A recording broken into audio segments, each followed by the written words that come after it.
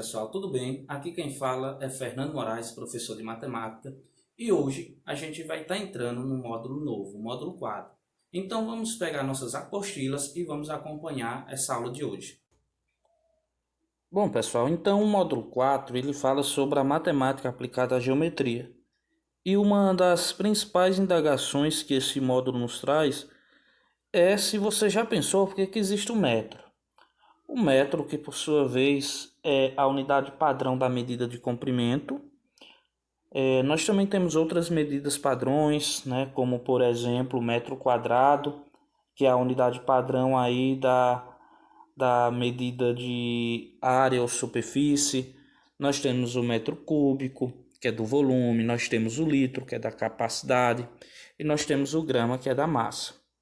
Então, por que existe, né, essas formas padronizadas aí para medir? Já que o nosso tópico de hoje é problemas envolvendo medições. Então, por que essas medições têm a necessidade de seguir um padrão? Para a gente entender um pouquinho melhor, vamos voltar um pouco aí na história, né? Antes, não tinha essas unidades padrões. Então, o pessoal, né, os nossos antepassados, vamos dizer assim, eles utilizavam partes do corpo humano para medir. Então, utilizavam a mão, o braço, a perna, um passo, né? Eles utilizavam essas medidas que vinham a partir de partes do corpo. Mas, como vocês bem sabem, cada pessoa é diferente uma da outra. Então, por exemplo, o tamanho do meu pé pode ser o tamanho do pé de outra pessoa pode ser outro, ou seja, não tem um padrão, né? Nós temos ali medidas diferentes do tamanho do palmo, do tamanho do pé, do tamanho do braço. Então isso varia muito de pessoa para pessoa. Então por isso que essas medidas foi necessário, né, serem padronizadas. E com isso, né, devido a essa necessidade, foram criados, né, unidades padrões de acordo com o Sistema Internacional de Medidas. Então, uma dessas unidades que o pessoal usava antigamente, uma dessas ferramentas, né, como eu disse, era a polegada, o palmo, o pé e o passo, conforme vocês estão vendo aí nas figuras.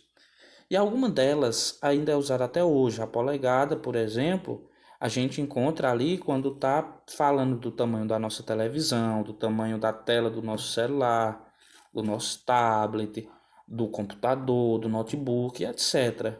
O pé também é utilizado até hoje, principalmente na aviação, né?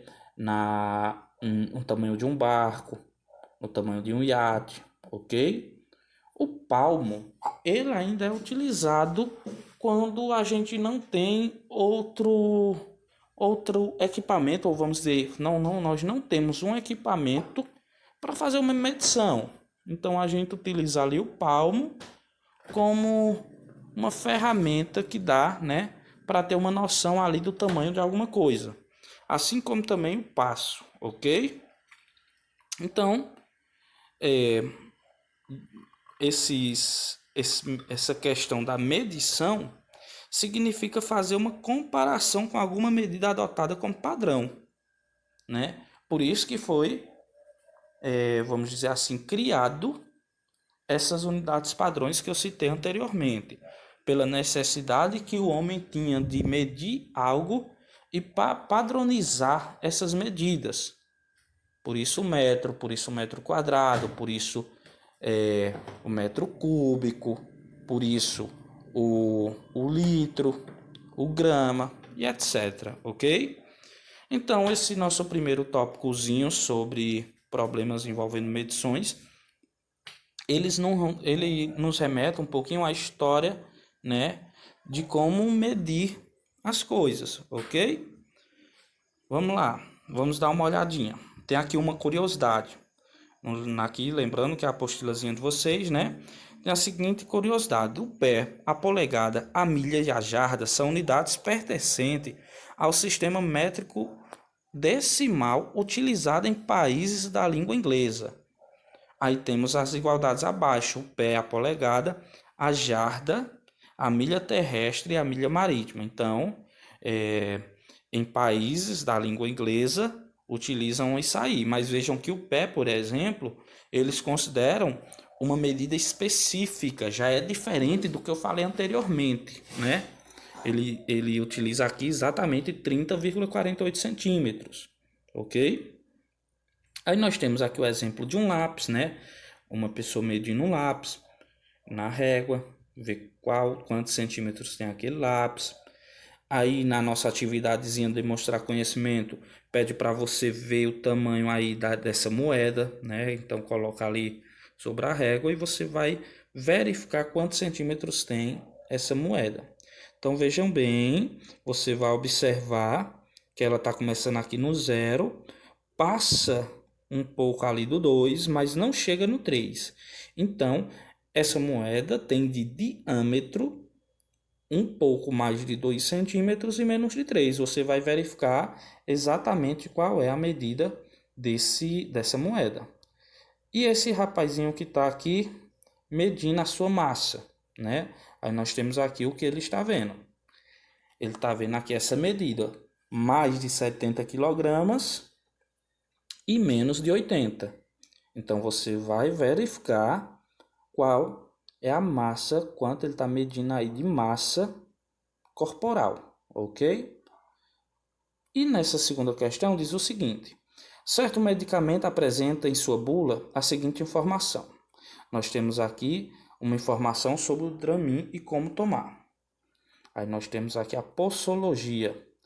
Aí diz: de acordo com as informações, para uma criança de 10 anos, determine quanto de remédio essa pessoa irá tomar se consumir 3 cápsulas dele segundo a tabela.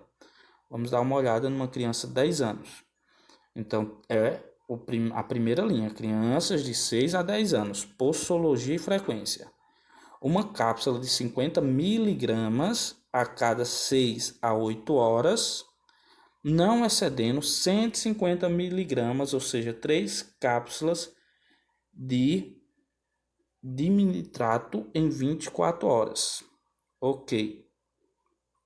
Então, segundo a tabela, essa determine quanto em remédio em miligramas essa pessoa irá tomar se consumir essas 3 cápsulas. Então, basicamente já está dando a resposta aí a tabela, pessoal, bem simplesinho, né, para você entender, ok? Então é isso, pessoal. Esse primeiro tópico realmente é bem básico, falar aí só um pouquinho sobre esses probleminhas de medições, que na realidade nos remete ao nosso dia a dia, né? Ele está dando um exemplo aqui no laboratório, está pedindo ali para você medir a largura da sua apostila, largura do comprimento, ou melhor, comprimento da sua apostila. Você pode analisar aí a questão da medida de um ponto a outro qualquer, ok? Então a gente vai ficando por aqui e como eu disse, essa aula é bem básica. Na próxima aula a gente começa a falar um pouquinho mais realmente sobre a geometria um pouco mais aplicada, né? Cálculo de volumes de blocos retangulares com unidades de medidas convencionais. Então aqui realmente a gente começa a fazer um pouquinho mais de cálculo. Mas nós temos aqui na terceira questão algo bem interessante. Ele está falando um pouquinho aqui no texto sobre febre, né? Dizendo que 36,5 graus é a temperatura normal ali de uma pessoa que não está com febre. E ele dá aqui essa imagem para lhe mostrar a situação de quando está normal, de quando está com hipotermia ou hipertermia, ok? Então, com isso, vamos dar uma olhadinha nesse primeiro termômetro. Por esse termômetro aqui, né, uma situação do cotidiano. Você está ali um pouquinho quente, né? Ou muito quente, vocês que vão me dizer isso. E vai e coloca o termômetro ali para ver a temperatura corporal. Aí nós estamos olhando aqui, o mercúrio deu uma subidinha, que é esse pontinho vermelho. Isso aí é um termômetro um pouquinho mais antigo. Hoje em dia a gente utiliza o digital, né? Mas tá aí. Você vê que tá passando de 39 graus, mas não chegou a 40 graus. Então essa pessoa tá com qual temperatura corporal? Você vai analisar. E essa pessoa está, de acordo com essa imagem, com a temperatura normal, com a temperatura ali que já consta como febre, ali como febre alta ou hipertermia.